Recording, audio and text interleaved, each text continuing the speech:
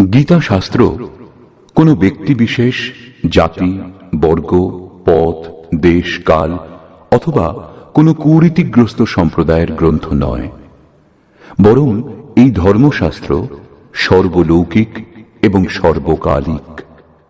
এই শাস্ত্র প্রত্যেক দেশ, প্রত্যেক জাতি, যে কোনো বয়সের প্রতিটি স্ত্রী পুরুষের জন্য, সবার জন্য। গীতা সম্পূর্ণ মানব জাতির ধর্মশাস্ত্র এবং অত্যন্ত গৌরবের বিষয় যে গীতা আপনারও ধর্মশাস্ত্র।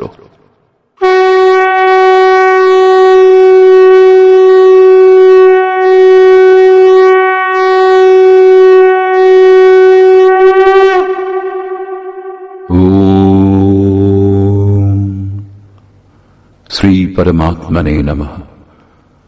যথার্থ গীতা, শ্রীমদ্ ভগবত গীতা, অথ তৃতীয় অধ্যায়। দ্বিতীয় অধ্যায়ে ভগবান শ্রীকৃষ্ণ বলেছেন যে এই বুদ্ধি তোমার জন্য জ্ঞান মার্গের বিষয় বলা হয়েছে। সেই বুদ্ধি কি? এই যে যুদ্ধ করো। এই যুদ্ধে বিজয়ী হলে মহামহিম স্থিতি এবং পরাজয় হলে দেবত্ব লাভ হবে।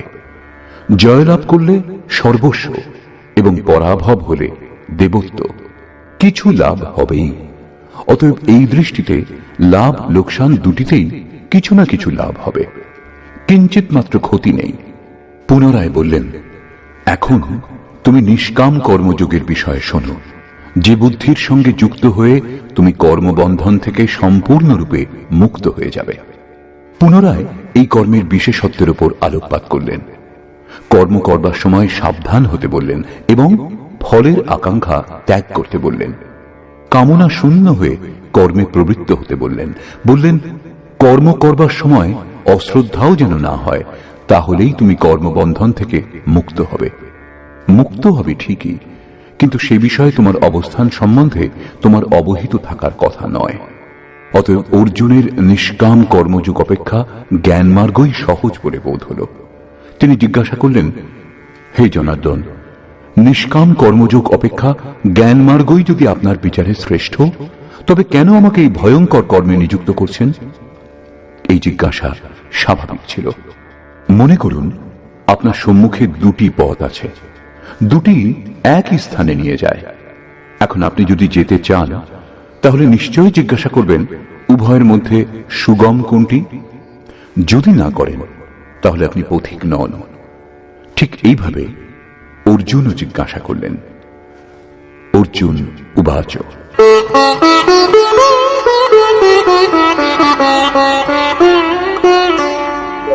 जायसी चेत कर्मणस्ते मता बुद्धिर्जनार्दन तत्किं कर्मणि घोरे मां नियोजयसि केशव। জনগণের প্রতি দয়ালু জনার্দন, যদি নিষ্কাম কর্মযোগ অপেক্ষা জ্ঞানযোগ শ্রেষ্ঠ বলে আপনার অভিমত, তাহলে হে কেশব, আমাকে ভয়ঙ্কর কর্মযোগে কেন নিযুক্ত করছেন? নিষ্কাম কর্মযোগ অর্জুনের ভয়ঙ্কর বলে মনে হল, কারণ এতে কর্মেই তোমার অধিকার আছে, ফলে নয়। কর্ম করবার সময় অশ্রদ্ধাও যেন না হয় এবং নিরন্তর সমর্পণের মধ্যে দিয়ে যোগে দৃষ্টি নিবদ্ধ করে কর্মে প্রবৃত্ত হও। জ্ঞান মার্গে পরাজয় হলে দেবত্ব, জয়লাভ করলে মহামহিম স্থিতি লাভ হবে। লাভ লোকসান স্বয়ং নির্ণয় করে এগিয়ে যেতে হবে। অর্জুনের নিষ্কাম কর্মযোগ অপেক্ষা জ্ঞানযোগ সহজ বলে বোধ হল। সেজন্য তিনি নিবেদন করলেন,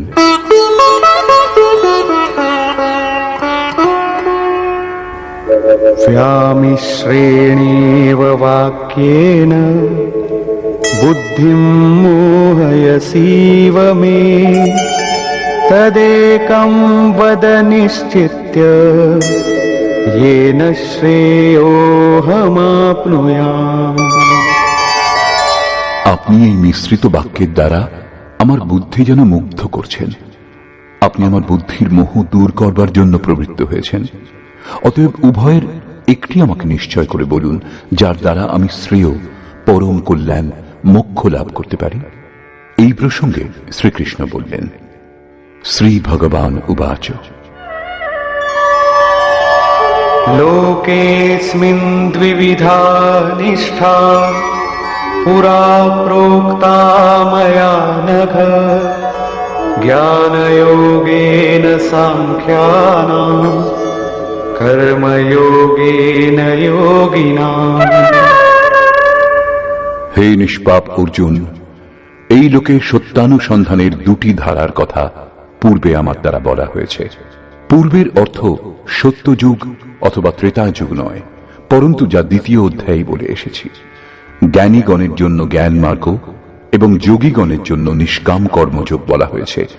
উভয় মার্গ অনুসারেই কর্ম করতে হবে, কর্ম অনিবার্য।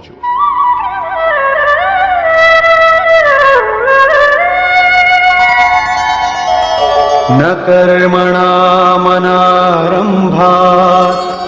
नैष्कर्म्यं पुरुषोऽश्नुते न च सन्न्यसनादेव सिद्धिं समधिगच्छति। অর্জুন, কর্ম আরম্ভ না করে কেউ নৈষ্কর্ম লাভ করতে পারে না, এবং যে ক্রিয়া আরম্ভ করা হয়েছে তা পরিত্যাগ করলেই ভগবৎ প্রাপ্তিরূপ পরম সিদ্ধি লাভ হয় না। এখন তোমার জ্ঞান মার্গ ভালো লাগে অথবা নিষ্কাম কর্মমার্গ, উভয় মার্গেই কর্ম করতে হবে। প্রায় এই ক্ষেত্রে ভগবৎ পথে লোকে সহজ পথ এবং সুরক্ষা খুঁজতে আরম্ভ করে। কর্মানুষ্ঠান না করেই নিষ্কর্মী হওয়া যায়, যেন এই ধরনের ভুল না হয়। সেই জন্য শ্রীকৃষ্ণ জোর দিলেন যে কর্ম আরম্ভ না করে কেউ নৈষ্কর্ম লাভ করতে পারে না। শুভাশুভ কর্মের শেষ যেখানে, পরম নৈষ্কর্মের সেই স্থিতি কর্ম করেই লাভ করা যায়। সেইরূপ বহু লোকে বলে যে আমরা জ্ঞান মার্গে কর্ম নেই। এইরূপ বললেই কর্ম ত্যাগী জ্ঞানী হয় না। যে ক্রিয়া আরম্ভ হয়েছে তা ত্যাগ করলেই কেউ ভগবৎ সাক্ষাৎকার রূপ পরম সিদ্ধি লাভ করে না। কারণ नहि कश्चित् क्षणमपि जातु तिष्ठत्य कर्मकृत् कार्यते ह्यवशः कर्म सर्वः प्रकृतिजैर्गुणैः। কর্ম না করে কোনো পুরুষ ক্ষণমাত্রও থাকতে পারে না, কারণ সকলেই প্রকৃতিজাত গুণত্রয় দ্বারা মোহমুগ্ধ হয়ে কর্ম করে। প্রকৃতি ও প্রকৃতিজাত গুণ যতক্ষণ পর্যন্ত সক্রিয়, ততক্ষণ পর্যন্ত কোনো পুরুষ কর্ম না করে থাকতে পারে না। চতুর্থ অধ্যায়ের 33 ও 37তম শ্লোকে শ্রীকৃষ্ণ বলেছেন, সকল কর্ম জ্ঞানে শেষ হয়, জ্ঞানাগ্নি সমস্ত কর্ম ভস্মসাৎ করে। এখানে বলছেন কর্ম না করে কেউ থাকতে পারে না। তিনি কি বলতে চাইছেন? তার বলবার অর্থ হল যে যজ্ঞ করতে করতে ত্রিগুণাতীত হলে মনের বিলয় এবং সাক্ষাৎকারের সঙ্গে যজ্ঞের পরিণাম লাভ হলে কর্ম শেষ হয়ে যায়। সেই নির্ধারিত ক্রিয়া পূর্ণ হওয়ার আগে কর্ম সম্পূর্ণ হয় না। প্রকৃতির হাত থেকে রেহাই পাওয়া যায় না।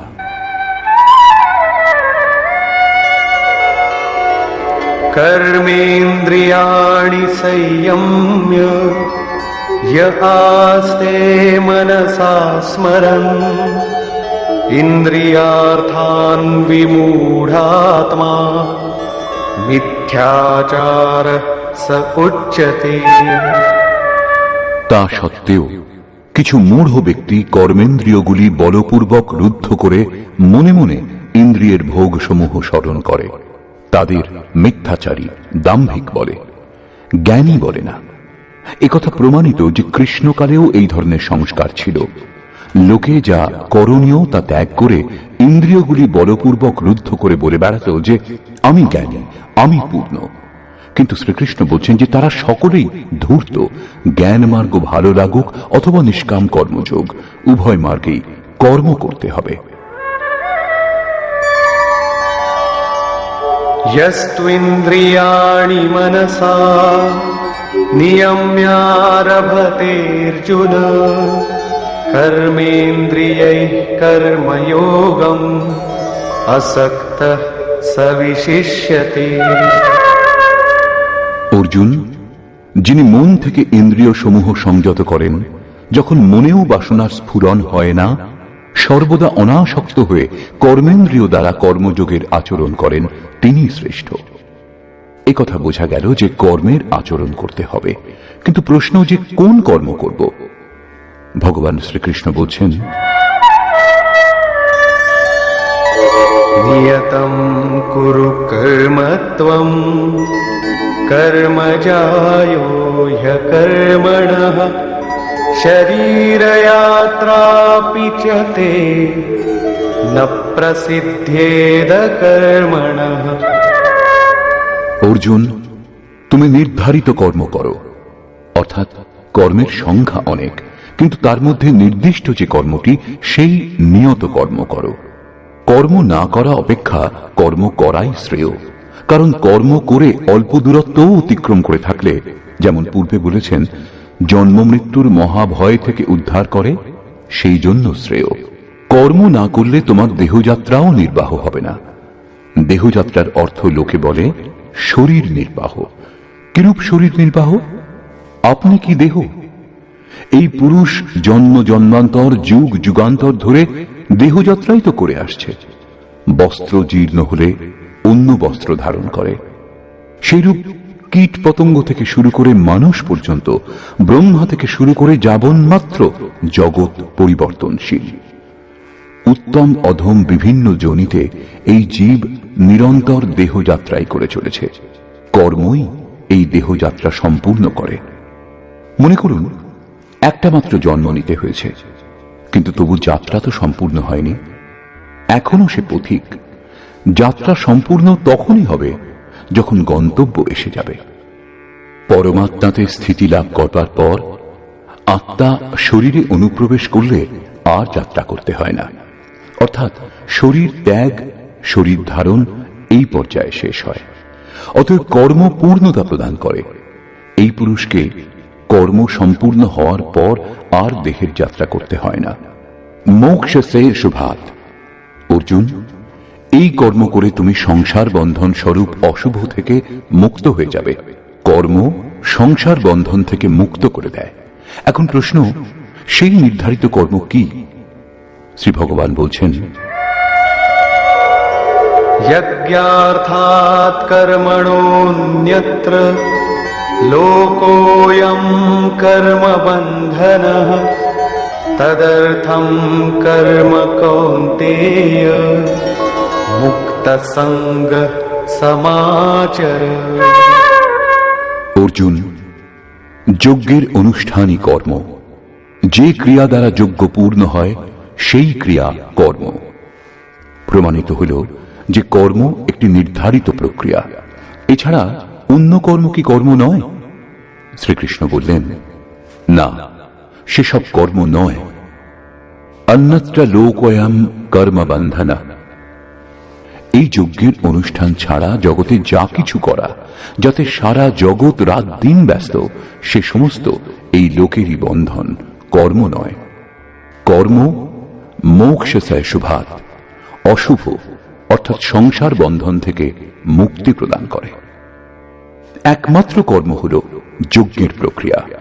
অতএব অর্জুন, সেই যজ্ঞ সম্পূর্ণ করার জন্য সঙ্গদোষ থেকে পৃথক অবস্থান করে উত্তম রূপে কর্মের আচরণ করো। সঙ্গদোষ থেকে পৃথক না হলে এই কর্ম সম্পূর্ণ হয় না। এখন স্পষ্ট হল যে যজ্ঞের অনুষ্ঠানকেই কর্ম বলে। কিন্তু এখানে পুনরায় এক নূতন প্রশ্নের উদয় হল যে সেই যজ্ঞ কি যার অনুষ্ঠান করা হবে। সেই জন্য প্রথমে যজ্ঞ কি তা না বলে শ্রীকৃষ্ণ বললেন যে যজ্ঞের উৎপত্তি হল কোত্থেকে, যজ্ঞ থেকে আমরা কি ফল লাভ করি তার বিশেষত্ব বললেন, এবং চতুর্থ অধ্যায়ে স্পষ্ট করেছেন যে যজ্ঞ কি যার অনুষ্ঠান করলে কর্মের আরম্ভ হবে। যোগেশ্বর শ্রীকৃষ্ণের বাণীর নিপুণতাতে এটা স্পষ্ট হয় যে যে বিষয়ের বর্ণনা করবেন প্রথমে তিনি তার বিশেষত্বের বর্ণনা করলেন যাতে শ্রদ্ধা জাগে। তারপর তিনি তাতে যে সতর্কতা অবলম্বন করতে হয় তার উপর আলোকপাত করলেন এবং অবশেষে মুখ্য সিদ্ধান্ত প্রতিপাদন করলেন। এখানে স্মরণ রাখা আবশ্যক, শ্রীকৃষ্ণ কর্মের অন্যান্য অঙ্গের উপর আলোকপাত করেছেন যে কর্ম হল নির্ধারিত ক্রিয়া, নির্ধারিত ক্রিয়া ব্যতীত অন্য কর্ম কর্ম নয়। দ্বিতীয় অধ্যায়ে প্রথমবার কর্মের নাম উল্লেখ করেছেন, তার বিশেষত্বের উপর জোর দিলেন, তাতে যে সতর্কতা অবলম্বন করা হয় তার উপর আলোকপাত করলেন, কিন্তু কর্ম কি বললেন না। এখানে বর্তমান অধ্যায় বললেন যে কেউ কর্ম না করে থাকতে পারে না, প্রকৃতির প্রভাবে মানুষ কর্ম করে। এছাড়া যারা ইন্দ্রিয়গুলিকে বলপূর্বক অবরুদ্ধ করে মন থেকে বিষয় চিন্তা করে তারা অহংকারী। সেই জন্য অর্জুন, মনের দ্বারা ইন্দ্রিয় সমূহ সংযত করে তুমি কর্ম করো, কিন্তু কোন কর্ম করা হবে সে প্রশ্নটি যেমন তেমনি রইল। যোগেশ্বর শ্রীকৃষ্ণ বললেন, অর্জুন তুমি নির্ধারিত কর্ম করো। এখন প্রশ্ন, সেই নির্ধারিত কর্ম কি যার অনুষ্ঠান করতে বলেছেন? তিনি বলছেন যজ্ঞের অনুষ্ঠান করাই কর্ম। এখন প্রশ্ন ওঠে যে যজ্ঞ কি? এখানে যজ্ঞের উৎপত্তি এবং বিশেষত্ব পর্যন্ত বলবেন। চতুর্থ অধ্যায়ে যজ্ঞের সম্বন্ধে সুস্পষ্ট ধারণা হবে, যার অনুষ্ঠানই কর্ম। গীতা শাস্ত্র বোঝার চাবিকাঠি হল কর্মের এই পরিভাষা। যজ্ঞ ছাড়া সবকিছু করে সংসারী লোকেরা। কেউ চাষ করে, কেউ ব্যবসা, কেউ উচ্চ পদে প্রতিষ্ঠিত, কেউ সেবক, কেউ বা নিজেকে বুদ্ধিজীবী বলে, কেউ বলে শ্রমিক, কেউ সমাজ সেবাকে, কেউ দেশ সেবাকে কর্ম বলে মনে করে। এই কর্মগুলির মধ্যে কিছু কর্মকে সকাম এবং কিছু কর্মকে নিষ্কাম কর্ম বলে লোকের ভূমিকাও তৈরি করে নিয়েছে। কিন্তু শ্রীকৃষ্ণের অনুসারে সেসব কর্ম নয়। অন্যত্র লোকোয়ম কর্ম বন্ধনা। যজ্ঞের অনুষ্ঠান ছাড়া যা কিছু করা হয় সেসব কর্ম এই লোকেরই বন্ধন, মোক্ষ প্রদানকারী কর্ম নয়। বস্তুত যজ্ঞের অনুষ্ঠান কর্ম। এখন যজ্ঞ কি তা না বলে ভগবান শ্রীকৃষ্ণ বলছেন যজ্ঞ এলো কোথা থেকে।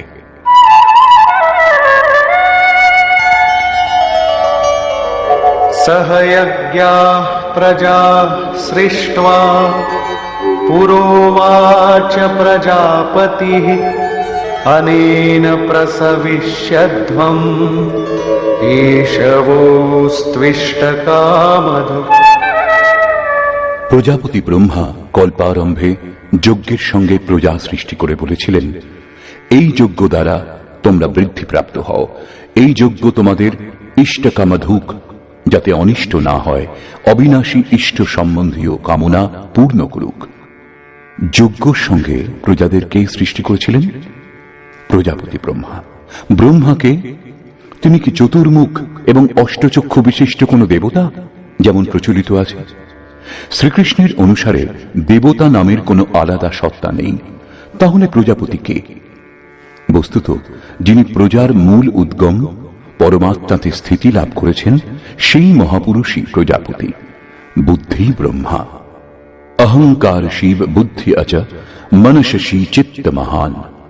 সেই সময় বুদ্ধি যন্ত্র মাত্র হয়। এইরূপ মহাপুরুষের মাধ্যমে পরমাত্মাই কথা বলেন। ভজনের বাস্তবিক ক্রিয়া আরম্ভ হলে বুদ্ধির ক্রমবিকাশ হয়। শুরুতে সেই বুদ্ধি ব্রহ্মবিদ্যার সঙ্গে সংযুক্ত হওয়ার জন্য তাকে ব্রহ্মবিদ বলা হয়। ক্রমশ সমস্ত বিকার শান্ত হলে, ব্রহ্মবিদ্যাতে শ্রেষ্ঠতা লাভ করলে তাকে ব্রহ্মবিদ্যর বলা হয়।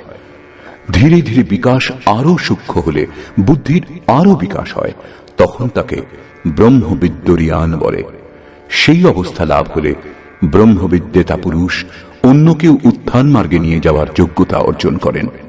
বুদ্ধির পরাকাষ্ঠা হল ব্রহ্মবিদ্যরিষ্ট, অর্থাৎ ব্রহ্মবিদের সেই অবস্থা যাতে ইষ্ট ওতপ্রোত। এইরূপ স্থিতি লাভ করেছেন যিনি, তিনি প্রজার মূল উদ্গম পরমাত্মায় স্থিত থাকেন। এরূপ মহাপুরুষের বুদ্ধি যন্ত্রমাত্র, তাঁদেরই প্রজাপতি বলা হয়। তারা প্রকৃতির দ্বন্দ্বের বিশ্লেষণ করে আরাধনা ক্রিয়ার রচনা করেন। যজ্ঞের অনুরূপ সংস্কার প্রদান করাই প্রজা সৃষ্টি। এর পূর্বে সমাজ অচৈতন্য এবং অব্যবস্থিত অবস্থাতে থাকে। যজ্ঞের অনুরূপ এদের গড়ে তোলাই হল সৃষ্টি, অর্থাৎ সুসজ্জিত করা। এইরূপ মহাপুরুষ সৃষ্টির আরম্ভে যজ্ঞের সঙ্গে প্রজার সৃষ্টি করেছেন। কল্প রোগ মুক্ত করে, বৈদ্য কল্প প্রদান করেন, আবার কেউ কায়া কল্প করে। এটা অবশ্য শরীরের ক্ষণিক কল্প। যথার্থ কল্প তখনই হয় যখন ভবরোগ থেকে মুক্তি লাভ হয়। আরাধনার আরম্ভ এই কল্পের প্রারম্ভিক অবস্থা। আরাধনা সম্পূর্ণ হলেই কল্প সম্পূর্ণ হবে।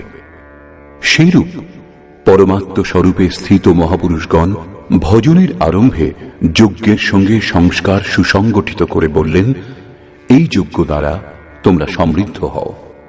কিরূপ সমৃদ্ধি? সেই সমৃদ্ধি কি কাঁচা ঘরবাড়ি পাকা করা, বেশি উপার্জন করা? বলছেন না, যজ্ঞ ইষ্টকামধুক, ইষ্ট সম্বন্ধীয় কামনা পূর্ণ করবে। ইষ্ট একমাত্র পরমাত্মা, সেই পরমাত্মা সম্বন্ধীয় কামনা পূর্ণ করে এই যজ্ঞ। এখানে এ প্রশ্ন স্বাভাবিক যে যজ্ঞ সরাসরি পরমাত্মার প্রাপ্তি করাবে নাকি ক্রমে ক্রমে চলার পর?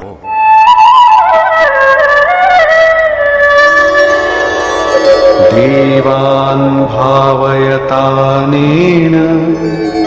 ते देवा भावयन्तु वः परस्परं भावयन्तः श्रेयः परमवाप्स्यथ। এই যজ্ঞ দ্বারা দেবতাগণের উন্নতি করো, অর্থাৎ দৈবী সম্পদের বৃদ্ধি করো। সেই দেবতাগণও তোমাদের উন্নত করবেন। এইরূপ পরস্পরের উন্নতি দ্বারা পরম শ্রেয়, যার পর কিছু লাভ করা বাকি থাকবে না, এইরূপ পরম কল্যাণ লাভ করবে। যেমন যেমন আমরা যজ্ঞের অনুষ্ঠান করব, পরে যজ্ঞের অর্থ আরাধনার বিধি হবে, তেমন তেমন হৃদয়ে দৈবী সম্পদ অর্জন হতে থাকবে। পরম দেব এক পরমাত্মা, সেই পরম দেবে স্থিতি লাভ করতে সাহায্য করে যে সম্পদ, অন্তঃকরণে যে সজাতীয় প্রবৃত্তি বিদ্যমান, সেই সজাতীয় প্রবৃত্তি সমূহই দৈবী সম্পদ। কারণ এদের সাহায্যেই পরম দেবের প্রাপ্তি হয়, সেজন্য দৈবী সম্পদ বলা হয়। বাহ্য জগতের দেবতা পাথর জল নয়, যেমন লোকে কল্পনা করে। যোগেশ্বর শ্রীকৃষ্ণের বাণীতে তাদের অস্তিত্ব নেই। তিনি আরো বলছেন,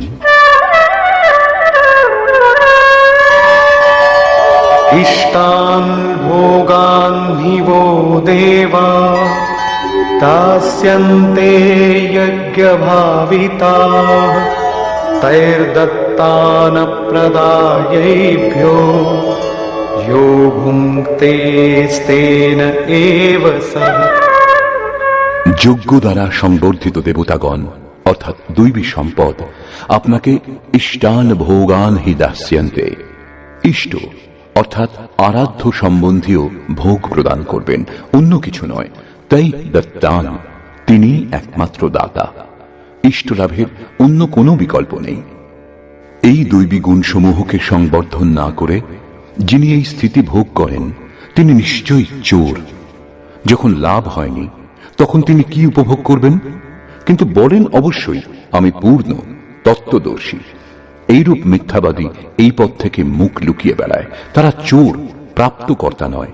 কিন্তু যারা লাভ করেছেন তারা কি পেয়েছেন?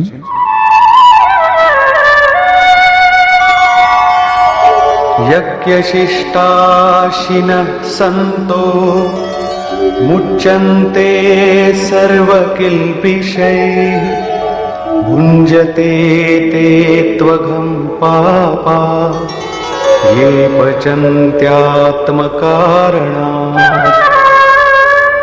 যে সাধু পুরুষগণ যজ্ঞাবশেষ অন্ন গ্রহণ করেন তারা সকল পাপ থেকে মুক্ত হন। দৈবী সম্পদের বৃদ্ধি করতে করতে পরিণামে প্রাপ্তিকালই পূর্তিকাল। যজ্ঞ সম্পূর্ণ হয় যখন, তখন অবশিষ্ট যিনি থাকেন তিনি হলেন ব্রহ্ম। সেই ব্রহ্মই আবার অন্ন। একেই শ্রীকৃষ্ণ অন্যভাবে বললেন, যজ্ঞ শিষ্টামৃত ভুজৌ ইয়ান্তি ব্রহ্ম সনাতনম। যজ্ঞ যার সৃষ্টি করে, সেই অসন যিনি গ্রহণ করেন তিনি ব্রহ্মে লীন হন। এখানে তিনি বলছেন, যজ্ঞাবশেষ অসন ব্রহ্ম বীজুষ যিনি পান করেন তিনি সকল পাপ থেকে মুক্ত হন। সাধু ব্যক্তি মুক্ত হন, কিন্তু পাপী যারা, তারা মোহজাত দেহের পোষণের জন্যই অন্ন পাক করে, পাপান্ন গ্রহণ করে। তারা ভজন করে, আরাধনা বুঝে অগ্রসরও হয়, কিন্তু পরিবর্তে কিছু কামনা করে। আত্মকারণাৎ, দেহের এবং এই দেহের সম্বন্ধীয়দের কিছু লাভ হোক। তারা নিশ্চয়ই লাভ করবে, কিন্তু তা ভোগ করবার পর নিজেকে তারা সেখানেই দেখতে পাবে যেখান থেকে ভজন আরম্ভ করেছিল। এর থেকে বেশি ক্ষতি কি হতে পারে? যখন এই দেহটাই নশ্বর, তখন এর সুখ ভোগ কতদিন? তারা আরাধনা করে, কিন্তু পরিবর্তে পাপ গ্রহণ করে। পলটি সুধাতে সঠ বিশলেহি, তা নষ্ট হবে না ঠিক, কিন্তু এগিয়েও যাবে না। সেজন্য শ্রীকৃষ্ণ নিষ্কাম হয়ে কর্ম অর্থাৎ ভজন করবার উপর জোর দিলেন। এখন পর্যন্ত শ্রীকৃষ্ণ বলেছেন যে যজ্ঞ পরম শ্রেয় প্রদান করে এবং মহাপুরুষই তার রচনা করেন। কিন্তু মহাপুরুষ প্রজা রচনার জন্য কেন প্রবৃত্ত হন এ সম্বন্ধে বলছেন,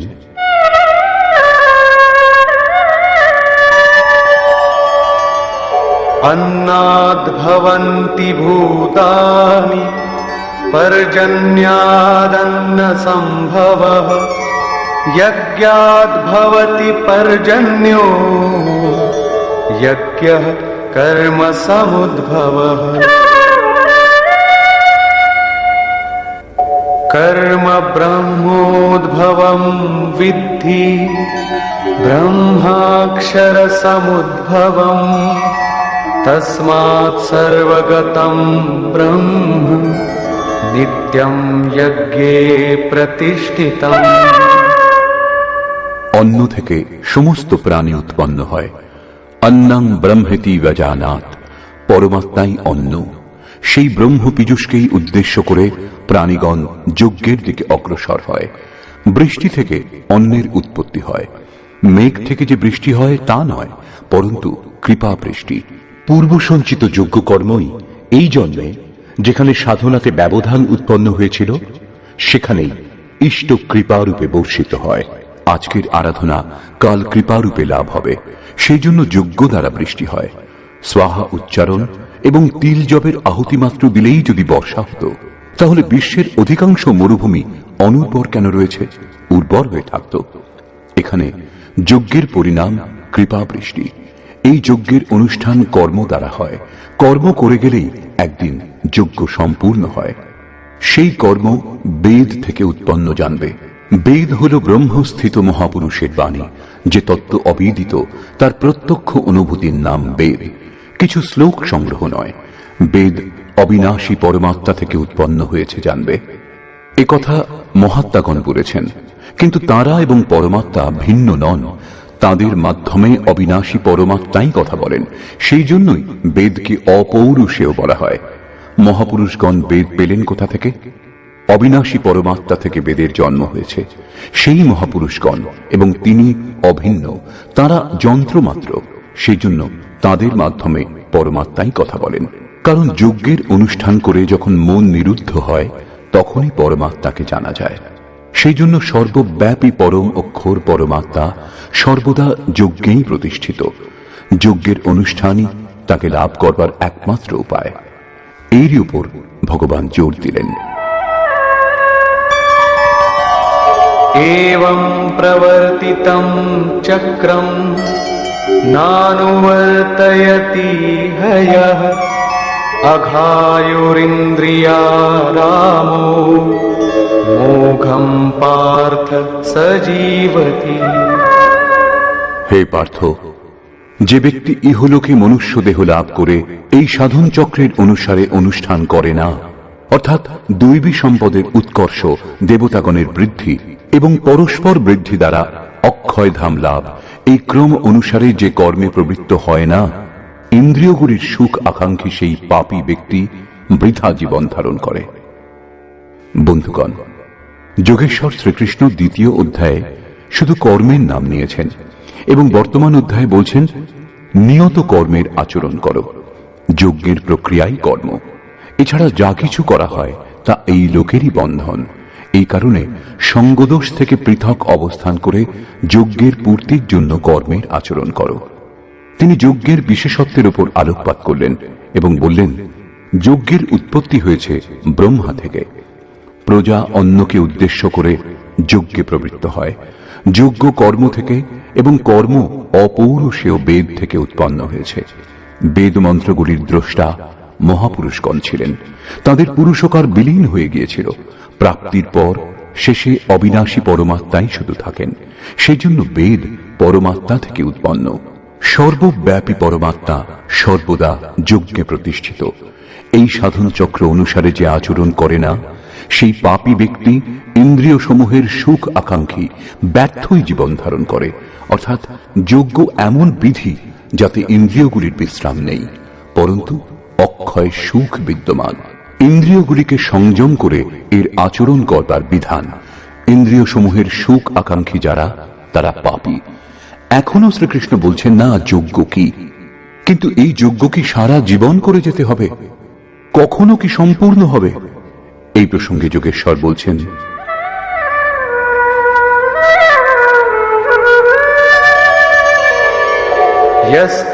यस्त्वात्मरतिरेव स्यात् आत्मतृप्तश्च मानवः आत्मन्येव च सन्तुष्टः तस्य कार्यं न विद्यते।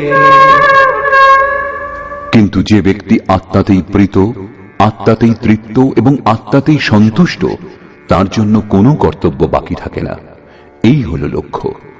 যখন অব্যক্ত, সনাতন, অবিনাশী আত্মতত্ত্ব লাভ হয়ে যায়, তখন আর কার অনুসন্ধান করা হবে? এরূপ পুরুষের কর্মের, আরাধনার প্রয়োজন হয় না। আত্মা ও পরমাত্মা একে অন্যের পর্যায়ভুক্ত। পুনরায় এর বর্ণনা করলেন, नैव तस्य कृतेनार्थो नाकृतेनेह कश्चन न चास्य सर्वभूतेषु कश्चिदर्थव्यपाश्रयः। এই সংসারে সেই পুরুষের কর্ম করেও কোনো লাভ নেই এবং কর্ম না করলেও কোনো লোকসান নেই, কিন্তু আত্মতত্ত্ব লাভ হওয়ার পূর্বে এর প্রয়োজন ছিল। তার সমগ্র প্রাণী জগতের সঙ্গে কোনো স্বার্থ সম্বন্ধ থাকে না। আত্মাই শাশ্বত, সনাতন, অব্যক্ত, অপরিবর্তনশীল ও অক্ষয়। যখন আত্মা লাভ হয়ে গেছে এবং তাতেই সন্তুষ্ট, তাতেই তৃপ্ত, তাতেই ওতপ্রোত এবং স্থিত আছেন, যখন এর থেকে শ্রেষ্ঠ কোনো সত্তা নেই, তখন কার খোঁজ করা হবে? কি লাভ হবে? সেই পুরুষের কর্ম ত্যাগ করলেও কোনো ক্ষতি নেই, কারণ বিকারের চিহ্ন যে চিত্তে পড়ে সেই চিত্তই বিলুপ্ত হয়ে গেছে। তার সকল ভূতে, বাহ্য জগতে এবং আন্তরিক সংকল্পের স্তরে কোনো উদ্দেশ্য থাকে না। সব থেকে বড় উদ্দেশ্য ছিল পরমাত্মাকে লাভ করা। যখন তাকে লাভ করেছেন, তখন অন্য কারুকে তার কি প্রয়োজন? तस्मादसक्तः सततं कार्यं कर्म समाचर असक्तो ह्याचरन् कर्म परमाप्नोति पुरुषः। সেই স্থিতি লাভ করবার জন্য তুমি অনাসক্ত হয়ে নিরন্তর কার্যম কর্ম, করণীয় যে কর্ম, উত্তম রূপে সেই কর্মের অনুষ্ঠান করো। কারণ অনাসক্ত পুরুষ কর্মের অনুষ্ঠান করে পরমাত্মাকে লাভ করেন। নিয়ত কর্ম, কার্যম কর্ম এক। কর্মের প্রেরণা দিয়ে তিনি বললেন,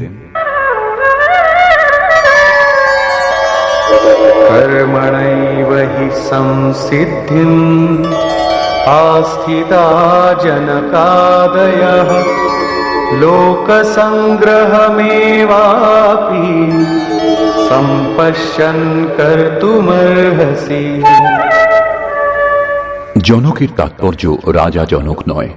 জনক জন্মদাতাকে বলে। যোগী জনক আপনার স্বরূপকে জন্ম দেয়, প্রকট করে। যোগ সংযুক্ত প্রত্যেক মহাপুরুষ জনক। এরূপ যোগ সংযুক্ত বহু ঋষি জনকাদয়, জনক ইত্যাদি জ্ঞানী মহাপুরুষও কর্মণা এব হি সংসিদ্ধিম, কর্ম করেই পরম সিদ্ধি লাভ করেছেন। পরম সিদ্ধির অর্থ হল পরম তত্ত্ব পরমাত্মাকে লাভ করা।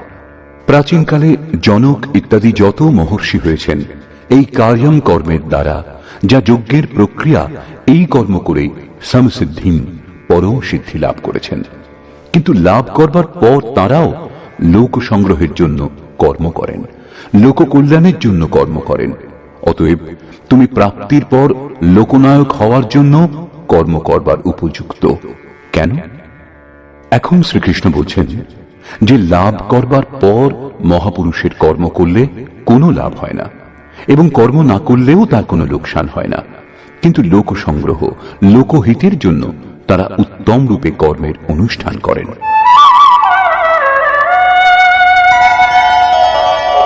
यद्यदाचरति श्रेष्ठः तत्तदेवेतरो जनः स यत्प्रमाणं कुरुते लोकस्तदनुवर्तते।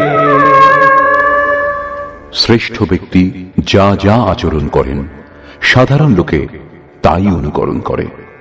সেই মহাপুরুষ যা কিছু প্রমাণ করে দেন অন্য লোকে তাই অনুসরণ করে। পূর্বে শ্রীকৃষ্ণ স্বরূপে স্থিত আত্মতৃপ্ত মহাপুরুষের অবস্থিতির উপর আলোকপাত করেছেন। তাদের কর্ম করলে কোনো লাভ হয় না এবং ত্যাগ করলে কোনো লোকসানও হয় না। তা সত্ত্বেও জনকাদি উত্তম রূপে কর্মের অনুষ্ঠান করতেন। এখানে শ্রীকৃষ্ণ সেই মহাপুরুষগণের সঙ্গে নিজের তুলনা করেছেন যে তিনিও মহাপুরুষ।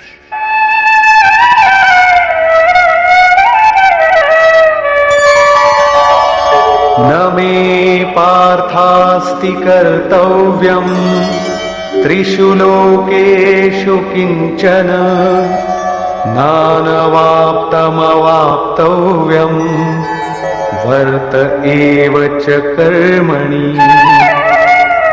হে পার্থ, তিন লোকে আমার কোনো কর্তব্য কর্ম নেই। পূর্বে বলেছেন সেই মহাপুরুষের সর্বভূতের প্রতি কোনো কর্তব্য নেই। এখানে বলছেন তিন লোকে আমার কোনো কর্তব্য বাকি নেই এবং লাভের যোগ্য বস্তু কিঞ্চিত মাত্র লাভ করতে বাকি নেই। তা সত্ত্বেও আমি উত্তম প্রকার কর্মের আচরণ করি। কেন? यदि ह्यहं न वर्तेयम् जातु कर्मण्यतन्द्रितः मम वर्त्मानुवर्तन्ते मनुष्याः पार्थ सर्वशः। কারণ যদি আমি সাবধান হয়ে কর্ম না করি তাহলে মনুষ্যগণ আমার অবলম্বিত পথেরই অনুগামী হবে। তাহলে আপনার অনুকরণ কি খারাপ? শ্রীকৃষ্ণ বললেন, হ্যাঁ। उत्सीदेयुरिमे लोका न कुर्यां कर्म चेदहम् शङ्करस्य च कर्ता स्याम् उपहन्यामि माः प्रजाः। যদি আমি সাবধান হয়ে কর্ম না করি তাহলে এই সকল লোক ভ্রষ্ট হবে এবং আমি শঙ্করাস্য বর্ণ সংকরের সৃষ্টিকর্তা হব এবং এই সকল প্রজার বিনাশের কারণ হব। স্বরূপে স্থিত মহাপুরুষ সতর্ক হয়ে যদি আরাধনাক্রমে প্রবৃত্ত না থাকেন তাহলে সমাজ তার অনুকরণ করে ভ্রষ্ট হয়ে যাবে। তিনি না করলেও তার কোনো লোকসান নেই, কারণ তিনি আরাধনা সম্পূর্ণ করে নিবৃত্ত হয়েছেন। কিন্তু সমাজ তো এখনো আরাধনা আরম্ভই করেনি। অনুগামীদের পথ প্রদর্শনের জন্যই মহাপুরুষ কর্ম করেন। আমিও করি। অর্থাৎ শ্রীকৃষ্ণ মহাপুরুষ ছিলেন, বৈকুণ্ঠ থেকে আবির্ভূত কোনো অবতার নন। তিনি বললেন মহাপুরুষ লোককল্যাণের জন্য কর্ম করেন, আমিও করি। আমি যদি না করি তাহলে মানুষ আদর্শভ্রষ্ট হবে, সকলেই কর্ম ত্যাগ করবে। মন বড় চঞ্চল, সবকিছু পেতে চায়, কেবল ভজন করতে চায় না। স্বরূপস্থ মহাপুরুষ যদি কর্ম না করেন তবে তাকে দেখে অনুগামীগণও কর্ম ত্যাগ করবে। অজুহাত দেখাবে যে ইনি তো ভজন করেন না, পান খান, সুগন্ধদ্রব্য ব্যবহার করেন, সামান্য জনের মতো কথা বলেন, তবুও একে মহাপুরুষ বলে সমাদর করা হয়। এরূপ চিন্তা করে তারাও আরাধনা ত্যাগ করে আদর্শভ্রষ্ট হয়। শ্রীকৃষ্ণ বললেন যদি আমি কর্ম না করি তাহলে সকলেই ভ্রষ্ট হবে এবং আমি বর্ণসংকর দোষের মূল কারণ হব। স্ত্রীগণ কলুষিত হলে বর্ণসংকরের প্রভাব দেখা যায়। অর্জুন এই ভয়ে ব্যাকুল ছিলেন যে স্ত্রীগণ কলুষিত হলে বর্ণসংকর উৎপন্ন হবে।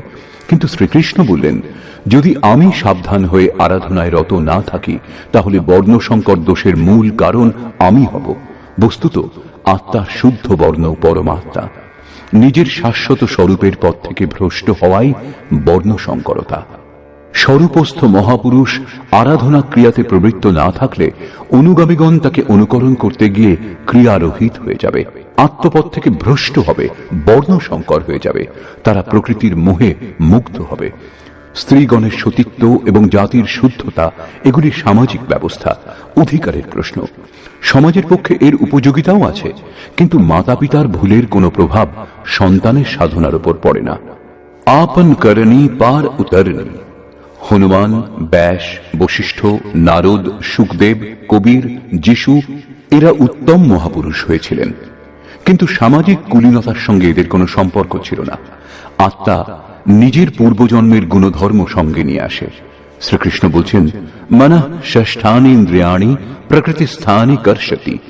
মন ও ইন্দ্রিয় সমূহ দ্বারা যে কাজ এই জন্মে করা হয়, সেই সংস্কার নিয়ে জীবাত্মা পুরনো দেহ ত্যাগ করে নূতন দেহে প্রবেশ করে। এতে জন্মদাতাদের কোনো ভূমিকা নেই, তাদের বিকাশক্রমে কোনো ব্যবধানের সৃষ্টি হয় না। অতএব স্ত্রীগণ কলুষিত হলে বর্ণসংকর হয় না। স্ত্রীগণের কলুষিত হওয়া এবং বর্ণসংকরের মধ্যে কোনো সম্পর্ক নেই। শুদ্ধ স্বরূপের দিকে অগ্রসর না হয়ে প্রকৃতিতে মুগ্ধ হওয়াকেই বর্ণসংকর বলে। মহাপুরুষ যদি সাবধান হয়ে ক্রিয়াতে নিয়ত কর্মে প্রবৃত্ত না থাকেন এবং অন্য লোকদের দিয়ে ক্রিয়া না করান, তাহলে তিনি সেই সকল প্রজার হননকারী, বিনাশক হন। সাধনাক্রমে চলে সেই মূল অবিনাশীকে লাভ করাই জীবন, এবং প্রকৃতিতে মুগ্ধ হওয়া, পথভ্রষ্ট হওয়াই মৃত্যু। কিন্তু মহাপুরুষ যদি এই সকল প্রজাদের ক্রিয়াপথে চালিত না করেন, সেই সকল প্রজাদের সংযত করে সৎ পথে না চালান, তাহলে তিনি সকল প্রজার হননকর্তা, হিংসক হবেন। এবং যিনি স্বয়ং চলে অন্যকেও সেই পথে চালান, তিনি শুদ্ধ অহিংসক। গীতা শাস্ত্র অনুসারে দেহের মৃত্যু নশ্বর কলেবরের মৃত্যু, পরিবর্তন মাত্র, হিংসা নয়।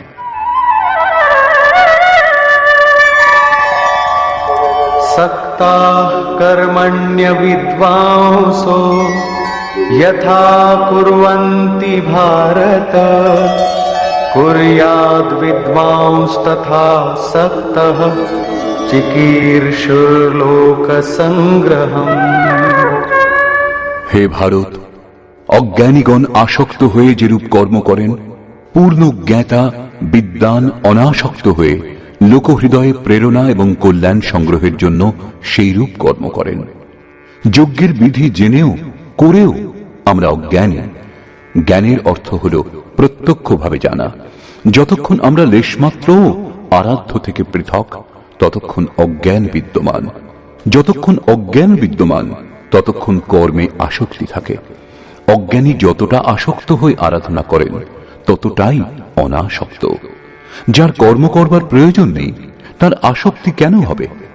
এরূপ পূর্ণ জ্ঞাতা মহাপুরুষও লোকহিতের জন্য কর্ম করেন, দৈবী সম্পদের উৎকর্ষ করেন, যাতে সমাজ সেই পথে চলতে পারে।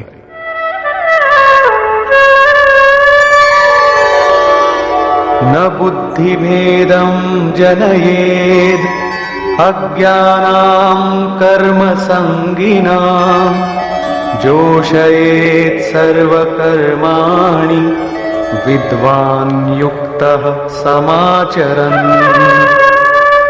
জ্ঞানী পুরুষের লক্ষ্য রাখা উচিত যাতে কর্মে আসক্ত অজ্ঞানীগণের বুদ্ধিভ্রম না হয়, অর্থাৎ স্বরূপস্থ মহাপুরুষগণ সতর্ক হয়ে আচরণ করবেন, যাতে অনুগামীদের মনে কর্মের প্রতি অশ্রদ্ধা উৎপন্ন না হয়। পরমাত্ম তত্ত্বের সঙ্গে সংযুক্ত মহাপুরুষের উচিত স্বয়ং উত্তম রূপে নির্ধারিত কর্ম করে তাদেরও সেই কর্ম করবার জন্য প্রেরণা দান। এই কারণেই চিত্রকূট অনুসূয়া আশ্রমে পূজ্য মহারাজজি বৃদ্ধাবস্থাতেও রাত 2টোয় উঠতেন এবং রাত 3টে আশ্রমবাসী সাধকদের ডেকে তুলে বলতেন, মাটির পুতুলরা ওঠো সবাই। আশ্রমবাসীগণ উঠে যে যার চিন্তন ক্রিয়ায় মগ্ন হয়ে যেতেন। তখন তিনি কিছুক্ষণ গড়িয়ে পুনরায় উঠে বসতেন এবং বলতেন, তোমরা মনে চিন্তা করো যে মহারাজ যে শুয়ে আছেন, কিন্তু আমি ঘুমাই না, শ্বাস প্রশ্বাস ক্রিয়ায় রত আছি। এখন বৃদ্ধাবস্থা, বসতে কষ্ট হয়, তাই আমি পড়ে থাকি। কিন্তু তোমাদের তো স্থির ও সোজা হয়ে বসে চিন্তন করা উচিত। যতক্ষণ তৈলধারার মতো শ্বাস প্রশ্বাস ক্রমাগত না পড়ে, লক্ষ্য রাখবে যেন ক্রমভঙ্গ না হয়, মাঝে কোনো সংকল্প যাতে ব্যবধান উৎপন্ন না করতে পারে, ততক্ষণ সতত প্রবৃত্ত থাকা সাধকের ধর্ম। আমার শ্বাস এখন বাঁশের মতো স্থির দাঁড়িয়ে গেছে। অনুগামীদের জন্য মহাপুরুষগণ উত্তম রূপে কর্মে প্রবৃত্ত থাকেন। जिस गुण को शिखावे उसे करके दिखावे, অর্থাৎ আপনি আচরি ধর্ম জীবেরে শিখায়। এইরূপ স্বরূপস্থ মহাপুরুষের উচিত স্বয়ং কর্মে প্রবৃত্ত থেকে সাধকদেরও আরাধনায় প্রবৃত্ত হওয়ার জন্য প্রেরণা দান। সাধকদেরও শ্রদ্ধাপূর্বক আরাধনা ক্রিয়াতে প্রবৃত্ত হওয়া উচিত। কিন্তু জ্ঞানযোগী হন অথবা নিষ্কাম কর্মযোগী সাধকের অহংকার হওয়া উচিত নয়। কার দ্বারা কর্ম হয়, কর্ম সম্পাদনের কারণ কি, এর উপর শ্রীকৃষ্ণ আলোকপাত করলেন। প্রকৃতে ক্রিয়মাণানি গুণৈঃ কর্মাণি সর্বশঃ অহংকার বিমূঢ়াত্মা কর্তাহমিতি মন্যতে। আরম্ভ থেকে পূর্ণ হওয়া পর্যন্ত কর্ম প্রকৃতির গুণত্রয় দ্বারা সম্পাদিত হয়। তা সত্ত্বেও অহংকারে যিনি বিশেষ রূপে মূঢ়, তিনি আমি কর্তা এই রূপ মনে করেন। একথা কিরূপে স্বীকার করা হবে যে আরাধনা প্রকৃতির গুণে হয়? এটা কি দেখেছেন? এই প্রসঙ্গে বলছেন, তত্ত্ববিত্তু মহাবাহো গুণকর্ম বিভাগয়োঃ গুণাগুণেষু বর্তন্তে ইতি মত্ত্বা ন সজ্জতে। হে মহাবাহ, গুণবিভাগ এবং কর্মবিভাগকে তত্ত্ববিদ পরম তত্ত্ব পরমাত্মার সম্যক জ্ঞান বিশিষ্ট মহাপুরুষগণ দেখেছেন এবং সম্পূর্ণ গুণসমূহে বর্তিত। এরূপ চিন্তা করে তারা গুণ এবং কর্মের কর্তৃত্বে আসক্ত হন না। এখানে তত্ত্বের অর্থ পরম তত্ত্ব পরমাত্মা, 5টা অথবা 25টা তত্ত্ব নয়, লোকে যেমন কল্পনা করে থাকে।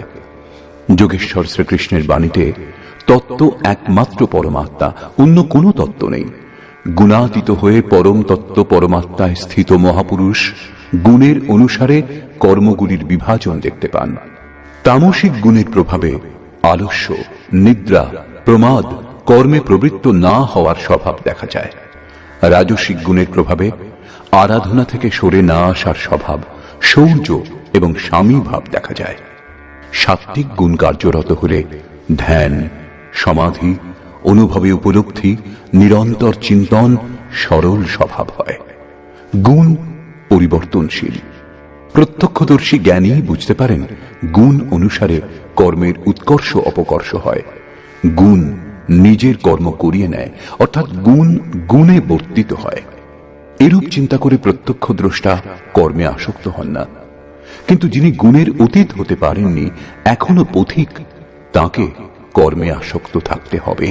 সেই জন্য বললেন, প্রকৃতের গুণ সম্মূঢ়াঃ সজ্জন্তে গুণ কর্মসু তান কৃৎস্নবিদো মন্দান কৃৎস্নবিন্ন বিচালয়ে। প্রকৃতির গুণের দ্বারা মুগ্ধ পুরুষগণ কর্মে ক্রমশ নির্মল গুণের উন্নতি দেখে তাতে আসক্ত হন। সেই অসম্পূর্ণ জ্ঞান বিশিষ্ট মন্দান শিথিল চেষ্টা যাদের, তাদের উত্তম জ্ঞান সম্পন্ন জ্ঞানী পুরুষ চালিত করবেন না, তাদের হতোৎসাহ করবেন না, উৎসাহ দেবেন। কারণ কর্ম করেই পরম নৈষ্কর্ম স্থিতি লাভ হবে। নিজের শক্তি ও স্থিতি বুঝে কর্মে প্রবৃত্ত জ্ঞানমার্গী সাধকের উচিত গুণের প্রভাবে কর্মের আচরণ হচ্ছে বলে যেন মনে করেন। নিজেকে কর্তা ভেবে অহংকারী যেন না হয়ে যান। নির্মল গুণলাভ হলেও তাতে আসক্ত যেন না হন। কিন্তু নিষ্কাম কর্মযোগীর কর্ম এবং গুণের বিশ্লেষণ করে সময় নষ্ট করা উচিত নয়। তাকে আত্মসমর্পণ করে শুধু কর্মে প্রবৃত্ত থাকতে হবে। কোন গুণ কার্যরত তা দেখার ভার ইষ্টের। গুণের পরিবর্তন এবং ক্রমশ উত্থান তিনি ইষ্টের কৃপা বলে মনে করেন। কর্মের আচরণও তাঁরই কৃপা বলে মনে করেন। অতএব আমি কর্তা এই অহংকার অথবা গুণে আসক্ত হওয়ার সমস্যা তার থাকে না। তিনি তো অনবরত প্রবৃত্ত থাকেন। এই প্রসঙ্গে এর সঙ্গে যুদ্ধের স্বরূপ বর্ণনা করে ভগবান শ্রীকৃষ্ণ বলছেন,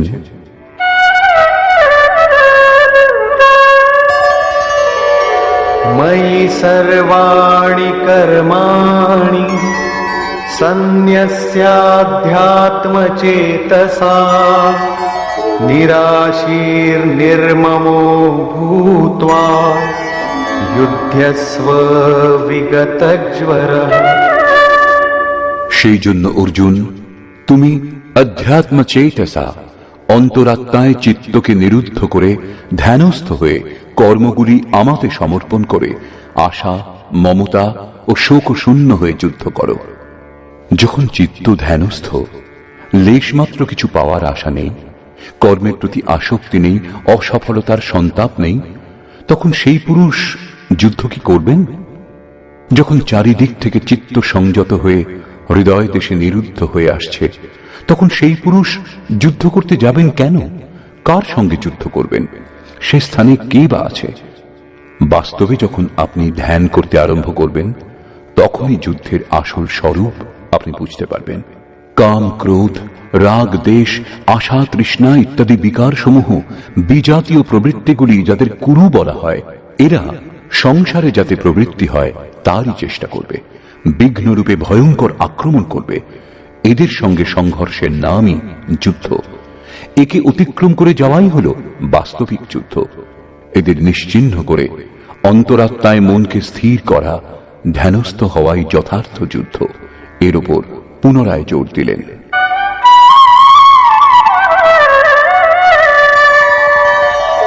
ये मे मतमिदं नित्यम् अनुतिष्ठन्ति मानवाः श्रद्धावन्तो न सूयन्तो मुच्यन्ते तेऽपि कर्मभिः।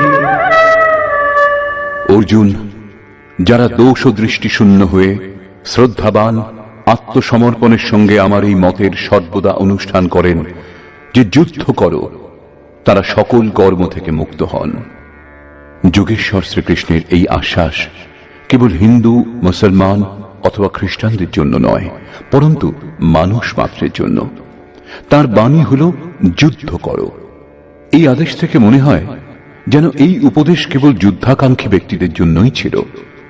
অর্জুনের সম্মুখে সৌভাগ্যবশত কুরুক্ষেত্রের যুদ্ধের পরিস্থিতি ছিল, কিন্তু আপনার সম্মুখে কোনো যুদ্ধস্থিতি নেই। তাহলে গীতা শাস্ত্রের উপদেশ আপনার কি কাজে লাগবে?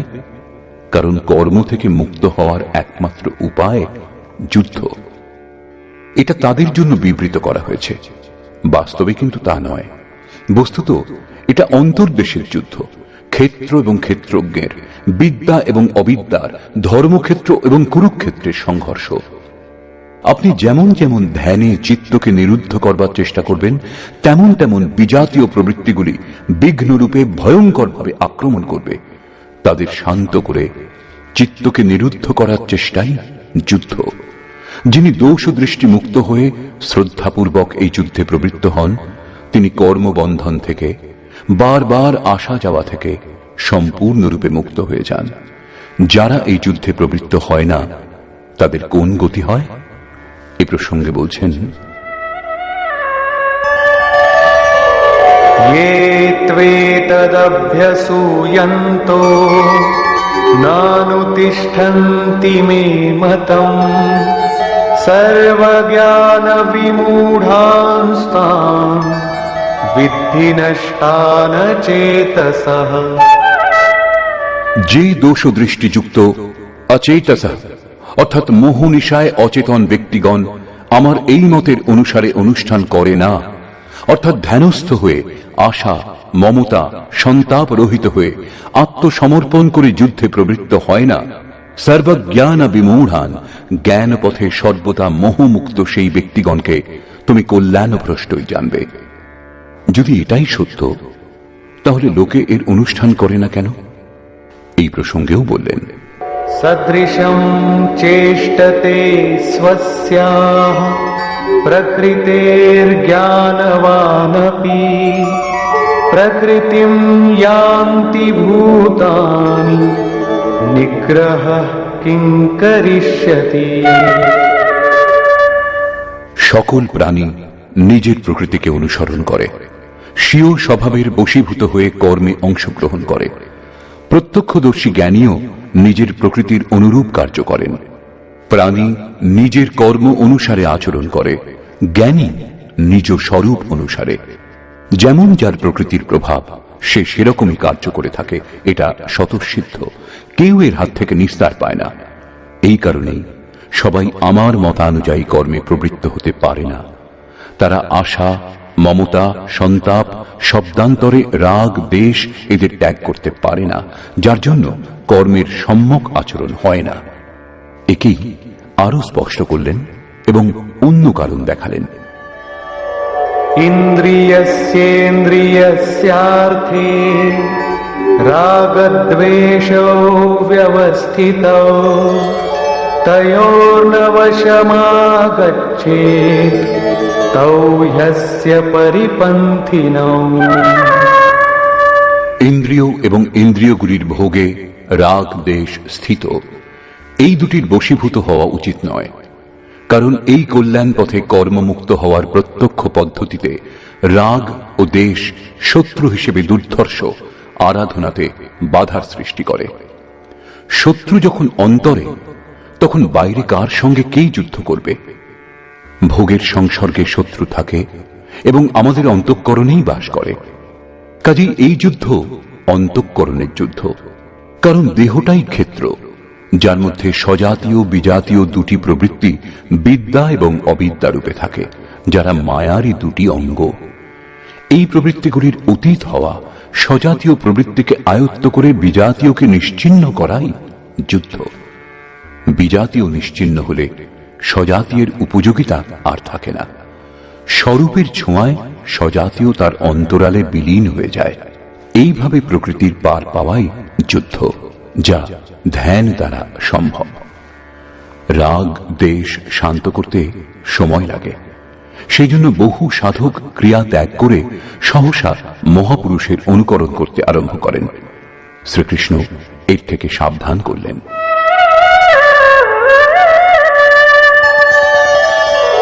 শ্রেয়ান স্বধর্মো বিগুণঃ পরধর্মাৎ স্বনুষ্ঠিতা স্বধর্মে নিধনম শ্রেয়ঃ পরধর্মো ভয়াবহ।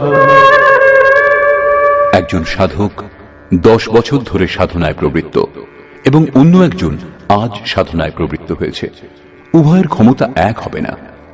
প্রারম্ভিক সাধক যদি তার অনুকরণ করে, তাহলে সে তার নিজের যোগ্যতাটুকুও হারিয়ে ফেলবে।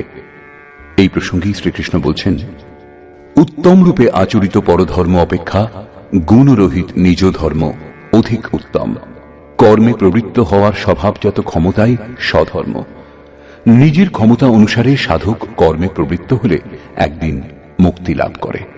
অতএব স্বধর্ম আচরণে মৃত্যুও পরম কল্যাণকর। যেখানেই সাধনে ছেদ পড়ে, আবার দেহ লাভ করার পর সেখান থেকেই পুনরায় যাত্রা আরম্ভ হয়। আত্মার মৃত্যু হয় না। দেহের, বস্ত্রের পরিবর্তন হলেও বিচার বুদ্ধি বদলায় না। নিজের থেকে শ্রেষ্ঠ ব্যক্তির অনুকরণ করতে আরম্ভ করলে সাধক ভয় পাবেন। ভয় প্রকৃতিতে হয়, পরমাত্মায় নয়। প্রকৃতির আবরণ আরো ঘনীভূত হবে। ভগবৎ পথে অনুকরণের বাহুল্য দেখা যায়। একবার পূজ্য মহারাজজির প্রতি আকাশবাণী হয়েছিল যে তিনি যেন অনুসূয়াতে গিয়ে বসবাস করেন। তখন তিনি জম্মু থেকে চিত্রকূট এসেছিলেন এবং অনুসূয়ার ঘোর জঙ্গলে বাস করতে আরম্ভ করেছিলেন। অনেক মহাত্মা ওই পথ দিয়ে যাতায়াত করতেন। তাদের মধ্যে একজন লক্ষ্য করেছিলেন যে পরমহংসজি দিগম্বর অবস্থাতে থাকেন এবং তার সম্মানও অনেক। তখন সেই মহাত্মাও কৌপিন ত্যাগ করলেন। দণ্ডকমণ্ডলু অন্য এক সাধুকে দিয়ে ত্যাগী দিগম্বর সেজে বসলেন। কিছুকাল পরে এসে দেখলেন পরমহংসজি লোকের সঙ্গে কথাবার্তা বলেন, প্রয়োজন মতো সময় সময় তাড়না দেওয়ার ছলে অপশব্দও ব্যবহার করেন। মহারাজজির প্রতি আদেশ হয়েছিল তিনি যেন ভক্তদের কল্যাণার্থে কিছু তিরস্কার করেন, এই পথের পথিকদের ওপর প্রখর দৃষ্টি রাখেন। মহারাজের অনুকরণ করে সেই মহাত্মাও গালাগাল দিতে আরম্ভ করলেন, কিন্তু তার পরিবর্তে লোকেও তাকে ভালো মন্দ দু কথা শুনিয়ে দিত। তিনি তখন বলেছিলেন, পরমহংসজিকে কেউ কিছু বলে না, আর এখানে তো মুখে মুখে জবাব দিচ্ছে। বছর 2 পরে ফিরে এসে সেই মহাত্মা দেখেছিলেন যে পরমহংসজি গদিতে বসে লোকে পাখা দিয়ে বাতাস করছে, চামর ব্যজন করছে। তিনিও দেখা দেখি সেই জঙ্গলের এক ভাঙা বাড়িতে তক্তাপোষ আনিয়ে তাতে গদি পেতে দুটি লোক নিযুক্ত করলেন চামর ব্যজন করবার জন্য। প্রতি সোমবার ভিড়ও হতে লাগল। পুত্রের ইচ্ছুক 50 টাকা দিন, কন্যার ইচ্ছুক 25 টাকা দিন, পরন্তু কথায় বলে উঘরে অন্ত না হই নিবাহ। 1 মাসের মধ্যেই সেই সাধুকে সে স্থান ত্যাগ করে অন্যত্র যেতে হয়েছিল। মান প্রতিষ্ঠা সব খুইয়ে বসেছিলেন। এই ভগবৎ পথে অনুকরণের কোনো স্থান নেই। সাধকের উচিত স্বধর্মেরই আচরণ করা। স্বধর্ম কি? 2য় অধ্যায়ে শ্রীকৃষ্ণ স্বধর্মের উল্লেখ করেছিলেন। স্বধর্ম লক্ষ্য করলেও তুমি যুদ্ধ করার উপযুক্ত পাত্র। এর চেয়ে শ্রেষ্ঠ কল্যাণকর পথ ক্ষত্রিয়ের জন্য আর নেই। স্বধর্মে অর্জুন ক্ষত্রিয়। যোগেশ্বর সংকেত করলেন, অর্জুন, যারা ব্রাহ্মণ তাদের জন্য বেদের উপদেশ ক্ষুদ্র জলাশয়ের তুল্য। তুমি বেদের ঊর্ধ্বে ওঠো এবং ব্রাহ্মণ হও, অর্থাৎ স্বধর্মে পরিবর্তন সম্ভব।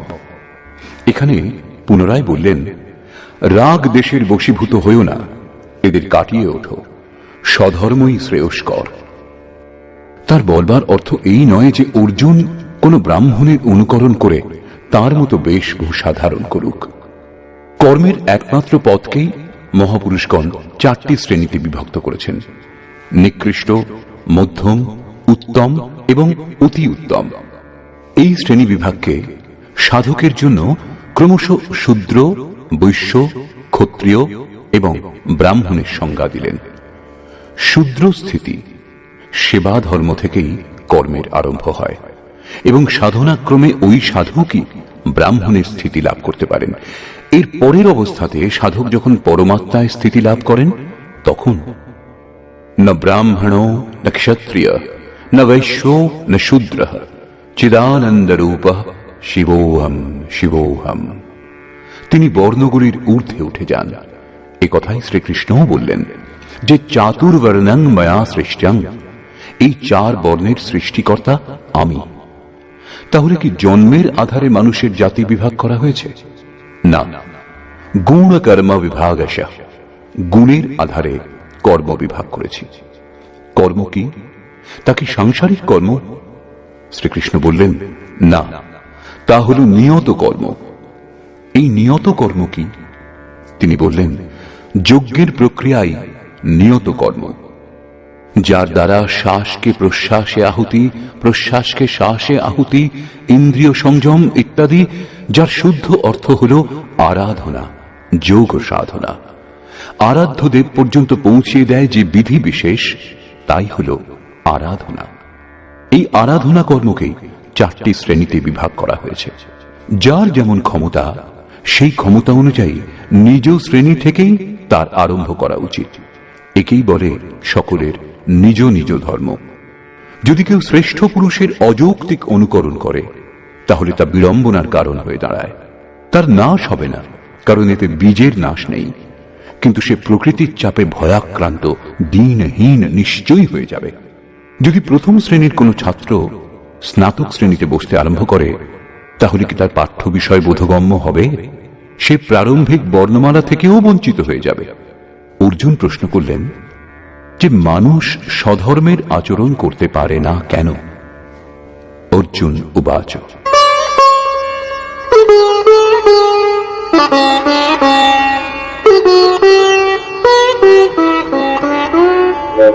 अथ केन प्रयुक्तोऽयं पापं चरति पूरुषः अनिच्छन्नपि वार्ष्णेय बलादिव नियोजितः।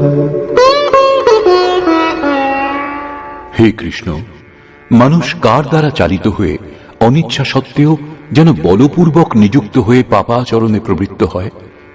আপনার মতানুসারে চলতে পারে না কেন? এই প্রসঙ্গে যোগেশ্বর শ্রীকৃষ্ণ বললেন, শ্রী ভগবান উবাচ,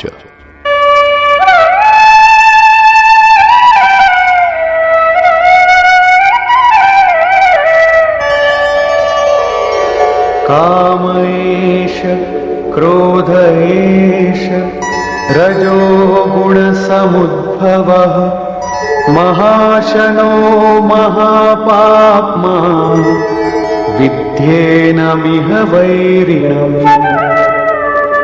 অর্জুন, রজগুণজাত এই কাম এবং এই ক্রোধ অগ্নির ন্যায় ভোগে অতৃপ্ত, অত্যন্ত ক্ষতিকারক।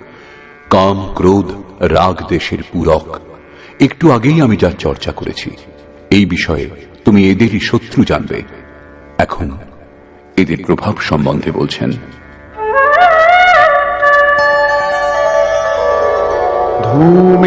धूमेनाव्रियते वह्निः यथादर्शो मलेन च यथोल्बेनावृतो गर्भः तथा तेनेदमावृतम्। যেরূপ ধূম দ্বারা অগ্নি, ময়লা দ্বারা দর্পণ এবং জরায়ুর দ্বারা গর্ভ আবৃত থাকে, সেরূপ কাম ক্রোধাদি বিকার সমূহ দ্বারা এই জ্ঞান আবৃত থাকে। ভিজে কাঠ জ্বালালে কেবল ধোঁয়াই হয়, আগুন থাকা সত্ত্বেও শিখার রূপ নিতে পারে না। ময়লা দিয়ে ঢাকা দর্পণে যেরূপ প্রতিবিম্ব স্পষ্ট হয় না, জরায়ুর দ্বারা যেরূপ গর্ভ আবৃত থাকে, সেইরূপ এই বিকারগুলি থাকতে পরমাত্মার প্রত্যক্ষ জ্ঞান হয় না। आवृतं ज्ञानमेतेन ज्ञानिनो नित्यवैरिणा कामरूपेण कौन्तेय दुष्पूरेणानलेन च। কৌন্তেয়, অগ্নির ন্যায় ভোগে অতৃপ্ত জ্ঞানীর চিরশত্রু এই কাম দ্বারা জ্ঞান আবৃত থাকে। এখন শ্রীকৃষ্ণ কাম এবং ক্রোধ দুটি শত্রুর কথা বললেন। এই শ্লোকে তিনি কেবল একটা শত্রু কামের বিষয় বললেন। বস্তুত কামের মধ্যে ক্রোধের অন্তর্ভাব বিদ্যমান। কামনা পূর্ণ হলে ক্রোধ শান্ত হয়, কিন্তু কামনা শেষ হয় না। কামনা পূরণে বাধা উৎপন্ন হলেই পুনরায় ক্রোধ জেগে ওঠে। কামের অন্তরালে ক্রোধ নিহিত থাকে। এই শত্রুর উৎস কোথায়, কোথায় একে খুঁজবে? শত্রুর নিবাস জানা থাকলে এর সমূল বিনাশে সুবিধা হবে। এই প্রসঙ্গে শ্রীকৃষ্ণ বললেন, इन्द्रियाणि मनो बुद्धिः अस्याधिष्ठानमुच्यते एतैर्विमोहयत्येष ज्ञानमावृत्य देहिनम्। ইন্দ্রিয় সমূহ, মন এবং বুদ্ধি, এদেরই কামের আশ্রয় বলা হয়। কাম, মন, বুদ্ধি এবং ইন্দ্রিয় সমূহের দ্বারাই জ্ঞানকে আবৃত করে জীবকে মোহমুগ্ধ করে। तस्मात् त्वमिन्द्रियाण्यादौ नियम्य भरतर्षभ पाप्मानं प्रजहियेनं জ্ঞানবিজ্ঞাননাশনम्। সেই জন্য অর্জুন, তুমি আগে ইন্দ্রিয়গুলিকে নিয়ম্য সংযত করো, কারণ এর অন্তরালে শত্রু বিদ্যমান। তা তোমার দেহের ভিতরে বাইরে খুঁজলে কোথাও পাবে না। এটা হৃদয় রাজ্যের অন্তর্জগতের যুদ্ধ। ইন্দ্রিয় সমূহকে বশ করে জ্ঞান এবং বিজ্ঞানের বিনাশক এই ক্ষতিকারক কামের নাশ করো। কাম সহজে আয়ত্তে আসে না, অতএব বিকারের নিবাস স্থানকেই অবরুদ্ধ করো, ইন্দ্রিয় সমূহকেই সংযত করো। কিন্তু ইন্দ্রিয় সমূহ এবং মনকে সংযত করা খুব কঠিন। আমি কি তা করতে পারবো? এই প্রসঙ্গে শ্রীকৃষ্ণ তার সামর্থ্য বলে উৎসাহ দিচ্ছেন।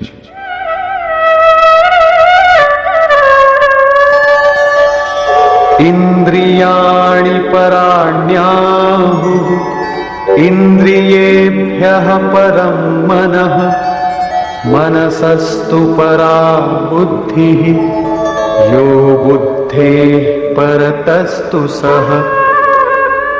অর্জুন, এই দেহ থেকে ইন্দ্রিয়গণকে শ্রেষ্ঠ অর্থাৎ সূক্ষ্ম এবং বলবান বলে জানবে। ইন্দ্রিয় সমূহ থেকে মন শ্রেষ্ঠ এবং বলশালী, মন থেকে বুদ্ধি শ্রেষ্ঠ এবং যিনি বুদ্ধির থেকেও অত্যন্ত শ্রেষ্ঠ তিনিই তোমার আত্মা, এবং সেই হলে তুমি। সেই জন্য ইন্দ্রিয়সমূহ, মন এবং বুদ্ধি নিরুদ্ধ করতে তুমি সক্ষম। एवं बुद्धेः परं बुद्ध्वा संस्तभ्यात्मानमात्मना जहि शत्रुं महाबाहो कामरूपं दुरासदम्। এইরূপ বুদ্ধি থেকে শ্রেষ্ঠ অর্থাৎ সূক্ষ্ম এবং বলবান স্বীয় আত্মাকে জেনে আত্মবল বুঝে বুদ্ধি দ্বারা নিজ মনকে বশ করে অর্জুন এই কামরূপ দুর্জয় শত্রুর নাশ করো। নিজের শক্তি বুঝে এই দুর্জয় শত্রুর নাশ করো। কাম দুর্জয় শত্রু। ইন্দ্রিয়গুলির সাহায্যে কাম আত্মাকে মোহমুগ্ধ করে। তাই নিজের শক্তি বুঝে আত্মাকে বলবান জেনে কামরূপ শত্রুর বিনাশ করো। এখানে বলা আবশ্যক, এই শত্রু আন্তরিক এবং যুদ্ধ অন্তর্জগতেরই। নিষ্কর্ষ, প্রায় গীতা শাস্ত্রের যারা ভক্ত এবং ব্যাখ্যাকার তারা বর্তমান অধ্যায়ের নাম কর্মযোগ দিয়েছেন, কিন্তু এটা সঙ্গত বলে মনে হয় না। দ্বিতীয় অধ্যায়ে যোগেশ্বর কর্মের নাম নিয়েছেন।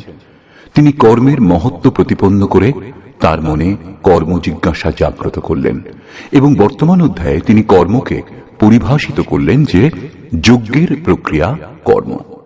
এখানে একথা প্রমাণিত হচ্ছে যে যজ্ঞ কোনো নির্ধারিত দিক অর্থাৎ বিধি বিশেষ। এছাড়া জগতে যা কিছু করা হয় তা এই লোকেরই বন্ধন। শ্রীকৃষ্ণ যে কর্ম সম্বন্ধে বলবেন সে কর্ম মোক্ষসে শুভাত অর্থাৎ সংসার বন্ধন থেকে মুক্তিদায়ক কর্ম। শ্রীকৃষ্ণ যজ্ঞের উৎপত্তির বিষয়ে বললেন। যজ্ঞ থেকে আমরা কি ফল লাভ করি তার বিশেষত্বের চিত্রণ করলেন। যজ্ঞ অনুষ্ঠানের উপর জোর দিলেন। তিনি বললেন, এই যজ্ঞের প্রক্রিয়াই কর্ম। যে অনুষ্ঠান করে না সে পাপী, আরামপ্রিয়, ব্যর্থই জীবন ধারণ করে। পূর্ব মহর্ষিগণও কর্ম করে পরম নৈষ্কর্ম সিদ্ধি লাভ করেছিলেন। তারা আত্মতৃপ্ত, তাদের আর কর্মের প্রয়োজন নেই। তবুও অনুগামীদের পথ প্রদর্শনের জন্য তারা উত্তম রূপে কর্মে প্রবৃত্ত থাকেন। সেই মহাপুরুষগণের সঙ্গে শ্রীকৃষ্ণ নিজের তুলনা করলেন। বললেন, আমারও আর কর্ম করবার প্রয়োজন নেই, কিন্তু অনুগামীদের মঙ্গলের জন্য আমিও সর্বদা কর্মে প্রবৃত্ত। শ্রীকৃষ্ণ স্পষ্ট পরিচয় দিলেন যে তিনিও যোগী। তিনি কর্মে প্রবৃত্ত সাধকগণকে বিচলিত করতে নিষেধ করলেন, কারণ কর্ম করেই সেই সাধককে পরম স্থিতি লাভ করতে হবে, না করলে নাশ হয়ে যাবে। এই কর্ম অনুষ্ঠানের জন্য শ্রীকৃষ্ণ ধ্যানস্থ হয়ে যুদ্ধ করতে বললেন।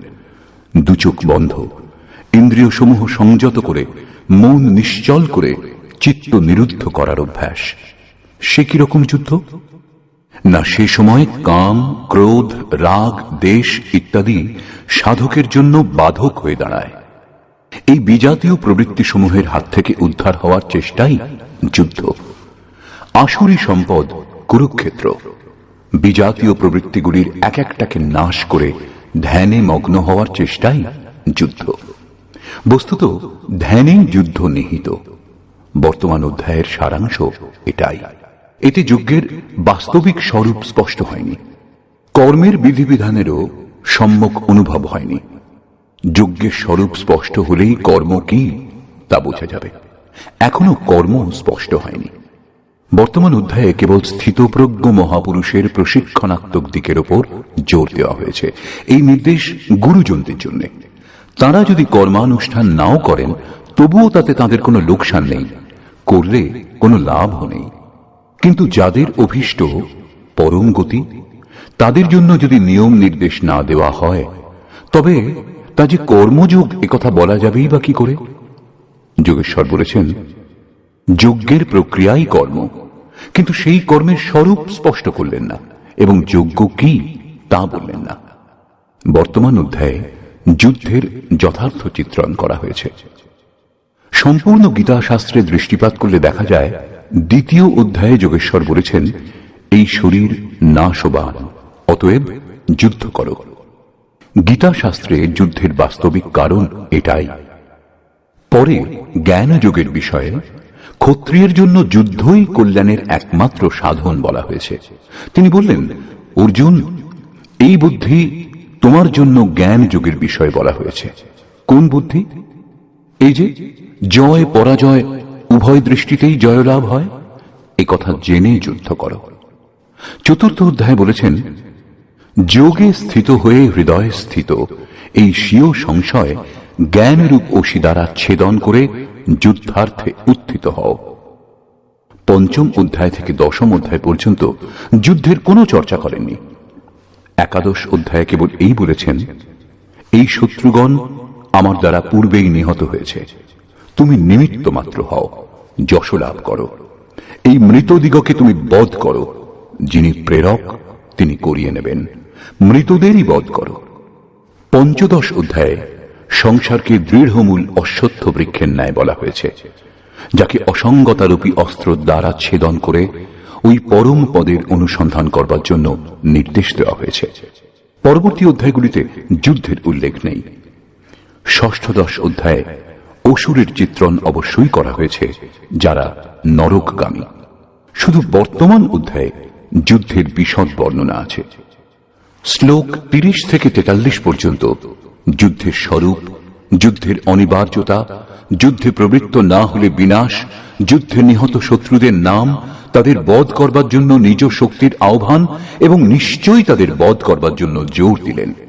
বর্তমান অধ্যায়ে শত্রু এবং শত্রুর আন্তরিক স্বরূপ স্পষ্টরূপে বর্ণনা করা হয়েছে, যাদের বিনাশ করবার জন্য প্রেরণা প্রদান করা হয়েছে। এই প্রকার শ্রীমদ্ ভগবৎ গীতারূপী উপনিষদ এবং ব্রহ্মবিদ্যা তথা যোগশাস্ত্র বিষয়ক শ্রীকৃষ্ণ এবং অর্জুনের সংবাদে শত্রু বিনাশ প্রেরণা নামক তৃতীয় অধ্যায় পূর্ণ হল।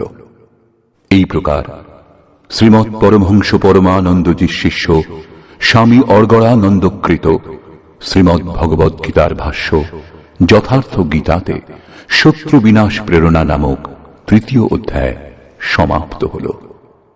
হরি ওম তৎসৎ।